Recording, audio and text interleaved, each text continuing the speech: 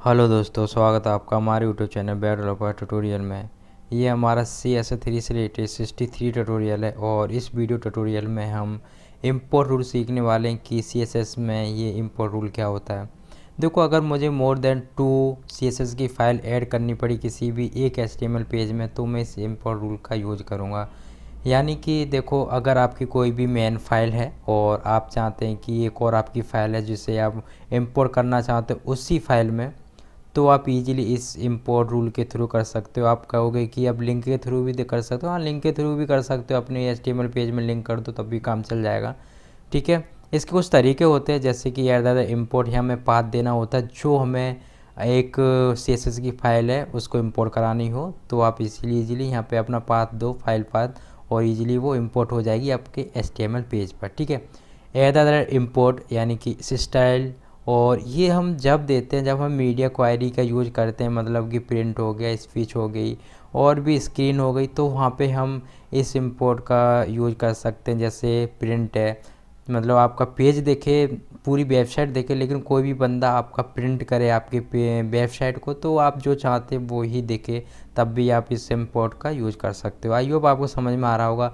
आप जो लास्ट है इंपोर्ट, और इसमें URL देके भी आप जो है अपने इंपोर्ट रूल यूज कर सकते हो अपने उस HTML पेज पर। ठीक है, तो देखो पहले बात करते हैं स्पीच की, सॉरी पहले हम बात करते हैं कि जो मीडिया क्वारी होती है वो कितने टाइप की होती हैं। ठीक है, तो मीडिया क्वेरी बेसिकली 4 टाइप की होती है। बस टाइप तो बहुत होते हैं, बट इनको हम ज़्यादा यूज करते हैं अपनी वेबसाइट पर।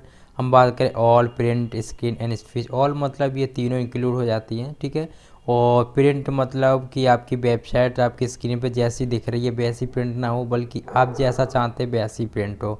ये और ये स्क्रीन, स्क्रीन में टीवी होती है, मोबाइल साइज होता है, टैबलेट होता है, उनकी हम मीडिया क्वारी बनाते हैं कि मोबाइल पर ऐसा दिखे स्क्रीन में, और टीवी पर ऐसा दिखे, या फिर मॉनिटर पे ऐसा दिखे और लैपटॉप पे ऐसा दिखे। मतलब कि उसका जो स्क्रीन साइज के जो पिक्सल्स होते हैं उसके अकॉर्डिंग हम मीडिया क्वारी लगाते हैं, तब हम इसकी स्क्रीन का यूज करते हैं। ठीक है, अगर हम बात करें स्पीच, स्पीच का हम जब यूज करते हैं, जो आपने देखा हो कभी कभी वेबसाइट होती है वो स्पीच करने लगती हैं, कोई भी टेक्स्ट लिखा होता है वेबसाइट पर, वो हम वहाँ पे स्पीच देते हैं कि जैसे ही आपका कोई भी क्लाइंट आए आपकी वेबसाइट पर और आपने वहाँ लिखी होगी स्पीच मीडिया क्वायरी, और इजीली वो स्पीच, मतलब वो ब्लाइंड के लिए यूज करते हैं बेसिकली, जो कि ब्लाइंड होगा वो उसे सुन सकता है ओनली वॉइस।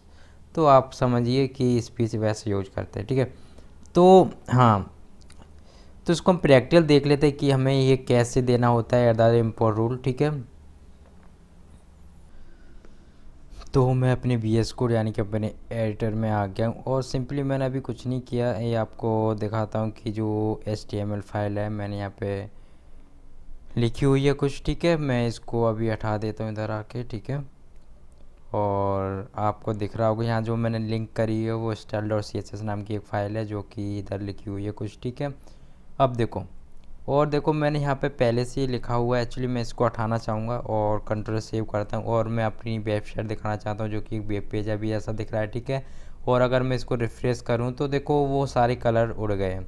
ठीक है, अब मैं क्या करूँगा कि यहाँ पर जो कलर्स, जो मेरी फ़ाइल थी यानी कि जिसमें मैंने सारे कलर्स दे रखे हैं, देखो इसमें सिर्फ आपको कलर्स दिखेंगे, कोई भी विड्थ और हाइट जैसी कुछ नहीं दिखेगी, सिर्फ कलर्स है ओनली।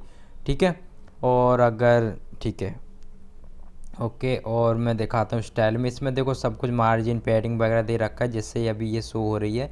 और देखो अभी ये जिससे भी शो हो रही है ये सिर्फ इस फाइल से हो रही है, style.css से। अगर मैं दिखाऊँ तो आपको इंक्लूड भी दिख रही होगी style.css। ठीक है, तो देखो मैं एक काम कर सकता हूँ, अगर मुझे कलर्स चाहिए इसमें तो एक काम करो, यहाँ पे एक लिंक भी कर दो और यहाँ पे लिख दो कलर्स डॉट सी एस, आ गया। कंट्रोल सेव करते हैं, और अगर मैं आपको चेक कर रहा हूँ तो देखो आपको कलर्स देखने को मिल गए। ठीक है, आपका एक तो एक तरीका है। ठीक है, लेकिन यहाँ पे आप मीडिया क्वेरी जैसी चीज़ नहीं यूज कर सकते, जैसे प्रिंट हो गया, और URL नहीं यूज कर सकते। ठीक है, URL भी कर सकते हैं यहाँ पे, लेकिन यहाँ पे आप मीडिया क्वेरी यूज नहीं कर सकते जहाँ तक है। ठीक है, तो देखो अब सुनो, एक बार देख लेते हैं, एक्चुअली मैं भी कन्फ्यूजन में, प्रिंट करते हैं यहाँ पे। ओके, प्रिंट, ओके, तो हाँ यस, यहाँ पे मीडिया क्वारी नहीं यूज कर सकते। ठीक है, कोई ना, ठीक है। अब देखो यहाँ पे अभी भी दिख रहा है, वैसा ही पेज दिखेगा, लेकिन मैं चाहता हूँ इसे @ जो इम्पोर्ट रूल रहता है उसके द्वारा मैं इसको लिंक कराना चाहता हूँ। वो हम जो लिंक कराते हैं वो एक्चुअली में अपनी जो मेन फाइल होती है उसमें कराते हैं। ठीक है, मेन का मतलब ये है कि यहाँ पे तुमने एक फ़ाइल यहाँ इंक्लूड कर रखी होगी, तो यहाँ पे मैंने इंक्लूड style.css रखी हुई है। तो सिंपली आप इसी में आओ और @ इम्पोर्ट लिखो, इम्पोर्ट, और ये रहा। और यहाँ पे देखो मुझे कलर्स वाली फ़ाइल चाहिए जिसमें सारे कलर्स रखे हुए हैं। ठीक है, तो सिंपली यहाँ पे आओ और क्वाइटेशन के अंदर colors.css लिखो, colors.css, और यहाँ पे आप कॉमा दो। और देखो अगर मैं चेक कर रहा हूँ तो देखो अभी भी कलर्स दिख रहे हैं, सिर्फ इसीलिए दिख रहे हैं क्योंकि यहाँ पे मैंने ये फाइल है इंपोर्ट करा दी है।